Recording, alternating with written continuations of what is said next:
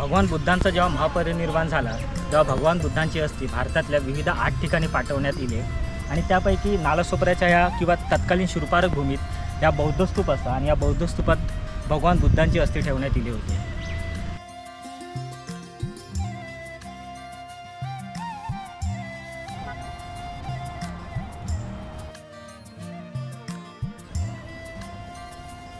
नमस्कार मित्रांनो, मी राज सोळंके बिंग राज गोया माझ्या यूट्यूब चॅनलवर तुमचं स्वागत करते।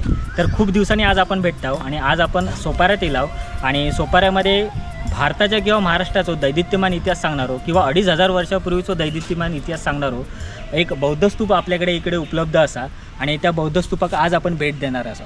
तर मित्रांनो, आता आपण या बौद्ध स्तूपाचा इतिहास समजून घेऊया। मित्रांनो, प्राचीन महाराष्ट्रात 3 प्रमुख बंदरं होती, त्यापैकी चौल, सोपारा आणि कल्याण ही मोठी बंदरं होती आणि याचे संदर्भ आपल्या जुन्या कागदपत्रात आणि जुन्या ताम्रपटात सापडतात। त्यापैकी सोपारा म्हणजे शूरपारक भूमीत एक खूप मोठा व्यापारी होतो, त्याचं नाव होतं पूर्णा मैत्रेयनी आणि हो पूर्णा मैत्रेयनी उत्तरेकडे व्यापारासाठी गेलो होतो आणि एका ठिकाणी भगवान बुद्धांचा उपदेश चालू होतो किंवा भगवान बुद्ध संदेश देत होते आणि तिकडे खूप सारी गर्दी झाली होती आणि पूर्णा मैत्रेयनी भगवान बुद्ध कोण होते हे माहीत नव्हता, कारण भगवान बुद्धांचा आता जेवढं विचार जगभर पसरलो तेवढी भगवान बुद्धांची तेव्हा ख्याती नव्हती आणि त्याच्यामुळे त्याच्या मनात प्रश्न पडलो की बाबा काय कोण आहे व्यक्ती, म्हणून तो ह्या व्याख्यानात किंवा ह्या उपदेशात उपस्थित होतो आणि भगवान बुद्धांचा उपदेश ऐकून त्याला खूप मोठी प्रेरणा मिळाली आणि भगवान बुद्धांच्या विचाराचा त्याच्या मनावर खूप मोठा परिणाम झालो। साक्षात गौतम बुद्धांकडून प्रेरणा मिळाल्यानंतर पूर्णा मैत्रेयन बौद्ध धर्माचा स्वीकार केला आणि त्याने उत्तरेकडे बौद्ध धर्माचा प्रसार करूक सुरुवात केला। परंतु त्याच्या मनात एक इच्छा उत्पन्न झाली आणि त्याने ठरवलं की माझ्या देशात जाऊन बौद्ध धर्माचा किंवा माझ्या मातीत जाऊन बौद्ध धर्माचा प्रसार करेन। तर त्याने गौतम बुद्धांची अनुमती घेतली आणि तो पुन्हा या शूरपारक भूमीत परत येलो। परंतु कालांतराने त्याचं 7-8 वर्षांत निधन झाला आणि त्याच्या स्मरणार्थ त्याच्या भावान ह्या सोपाऱ्यात किंवा ह्या शूरपारक भूमीत एक विहार बांधला आणि त्याचं नाव होता चंदन विहार। भगवान बुद्धांचा जेव्हा महापरिनिर्वाण झाला तेव्हा भगवान बुद्धांची अस्थी भारतातल्या विविध 8 ठिकाणी पाठवण्यात इले आणि त्यापैकी नालासोपाऱ्याच्या ह्या किंवा तत्कालीन शूरपारक भूमीत ह्या बौद्ध स्तूप असतात आणि या बौद्ध स्तूपात भगवान बुद्धांची अस्थी ठेवण्यात इली होती। मित्रांनो, ह्या बौद्ध स्तूप 1882 मध्ये जगासमोर इला किंवा भारतासमोर इला आणि त्याच्या मागे 3 मोठ्या व्यक्तींचा योगदान आहे, त्यापैकी बॉम्बे गॅझेटियरचो जेम्स कॅम्पबेल आणि मोहन लाड यांचो एक सहकारी होतो, त्याचं नाव होतं पंडित भगवान लाल। बॉम्बे गॅझेटियरच्या जेम्स कॅम्पबेलने 1881 साली मोहन लाड यांना एक पत्र लिहिलं आणि त्या पत्रात इकडचा जो बुरुट नावाचा किल्लो होतो त्याचं संशोधन करूक सांगला आणि काही इकडची छायाचित्र पाठवला आणि इकडचं संशोधन करूक ह्या लोकांनी सुरुवात केला आणि भारतातले सम्राट अशोकाचे जे 14 शिलालेख त्यापैकी एक शिलालेख त्यांना इकडे सापडलो आणि त्यापैकी जो आता तो शिलालेख छत्रपती शिवाजी महाराज संग्रहालय CST इकडे आता तो बघूक मिळता।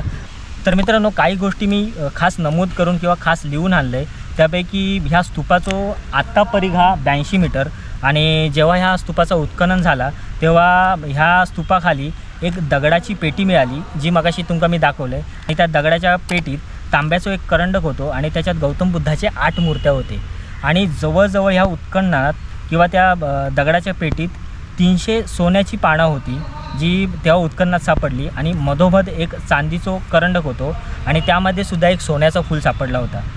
एकूण चांदीचा एक नाणा सापडला जो सातवाहनकालीन, म्हणजे जेव्हा इकडे महाराष्ट्रावर सातवाहनांची सत्ता होती तेव्हा सुद्धा हा बौद्ध स्तूप सही सलामत होता।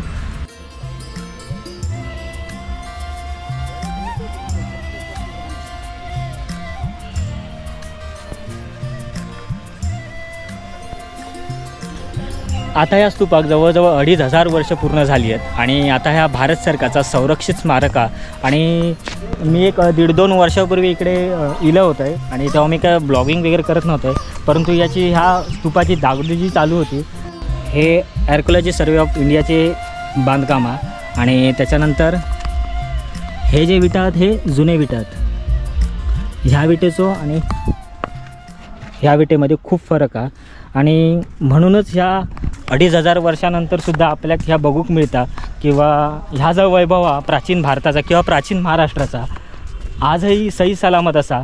इकडे इल्यावर आपल्याला ही छोटी स्तूपा दिसतात आणि ही स्तूपा बौद्ध धर्माचे जे मोठे प्रसारक होते त्यांच्या स्मरणार्थ किंवा त्यांची स्तूपा असतात। अजून एक काही गोष्ट दाखवत आहे, हे बघा ह्या दगडात गौतम बुद्धांची मूर्ती असा.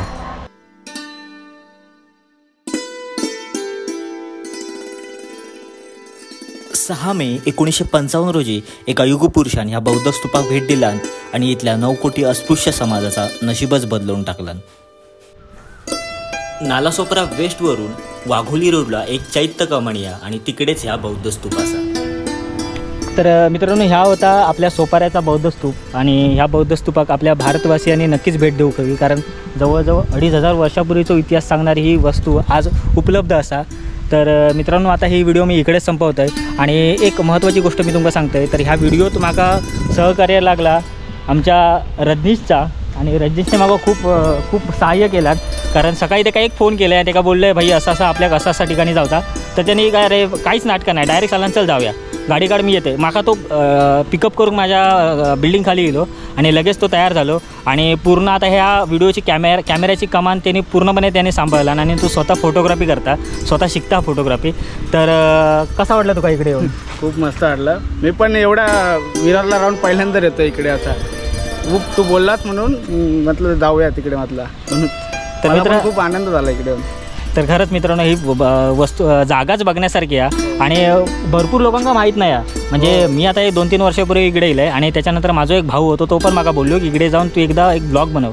तर आज माका वेळ मिळालो आणि म्हटलं आज आपण काहीतरी करूयात आणि रजनीशला फोन केला आणि आज आम्ही इकडे येलो. तर मित्रांनो, व्हिडिओ कशी वाटली कमेंट करून नक्की सांगा. व्हिडिओ आवडले तर लाईक करा, शेअर करा आणि चॅनल माझा आतापर्यंत जर कोणी सबस्क्राईब केला नसेल तर आठवणीने सबस्क्राईब करा. धन्यवाद.